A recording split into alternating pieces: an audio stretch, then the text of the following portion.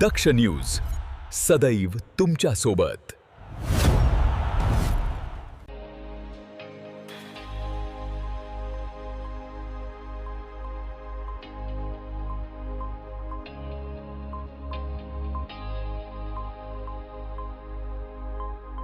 उपनगर पोलीस ठाणे हद्दीतील जिजामाता नगर पेंढारकर कॉलनी येथे जुन्या वादातून झालेल्या हाणामारीत चॉपरने जीवे मारण्याचा प्रयत्न करण्यात आल्याची धक्कादायक घटना मंगळवारी रात्री सुमारे 11:30 वाजता घडली। या प्रकरणी उपनगर पोलिसांनी 4 नामनिर्देशित आणि 3 ते 4 अनोळखी अशा एकूण 7 जणांविरुद्ध विविध कलमांन्वये गुन्हा दाखल केलाय। पोलिसांनी दिलेल्या माहितीनुसार उपनगर पोलीस ठाण्याच्या पुणे शोध पथकातील प्रशांत गोरख देवरे, संदीप पवार, अनिल शिंदे, गौरव गवळी आदी कर्मचारी प्रतिबंधात्मक गस्त घालत असताना जिजामाता नगर परिसरात वाद सुरू असल्याची माहिती मिळाली।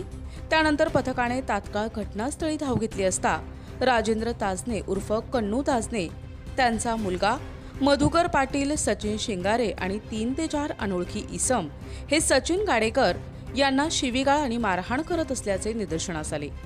पोलिसांनी हस्तक्षेप करून संबंधितांना शांत करण्याचा प्रयत्न केला, मात्र आरोपींनी सचिन गाडेकर आणि त्यांच्या कुटुंबियांना प्लास्टिकचे दांडे, लाकडी दांडे आणि काठ्यांनी मारहाण केल्याचे फिर्यादीत नमूद करण्यात आले आहे। यावेळी पोलिसांनी काही आरोपींना ताब्यात घेतलंय। दरम्यान राजेंद्र ताजने यांच्या मुलाने सचिन गाडेकर यांच्यावर जीवे मारण्याच्या उद्देशाने धारधार चॉपर फेकल्याचा आरोप आहे।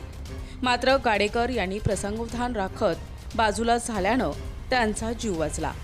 त्यानंतर आरोपींनी घराबाहेर उभ्या असलेल्या MH15 EF 0301 आणि MH15 AK 1256 क्रमांकाच्या टाटा विंगर स्कूल व्हॅनच्या काचा फोडून मोठे नुकसान केले।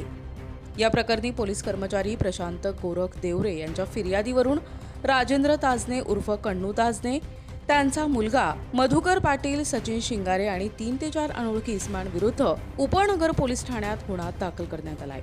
या घटनेचा पुढील तपास वरिष्ठ पोलीस निरीक्षक जितेंद्र सपकाळे यांच्या मार्गदर्शनाखाली उपनगर पोलीस करत आहेत। प्रतिनिधी दिनेश पगारे, दक्ष न्यूज, नाशिक रोड।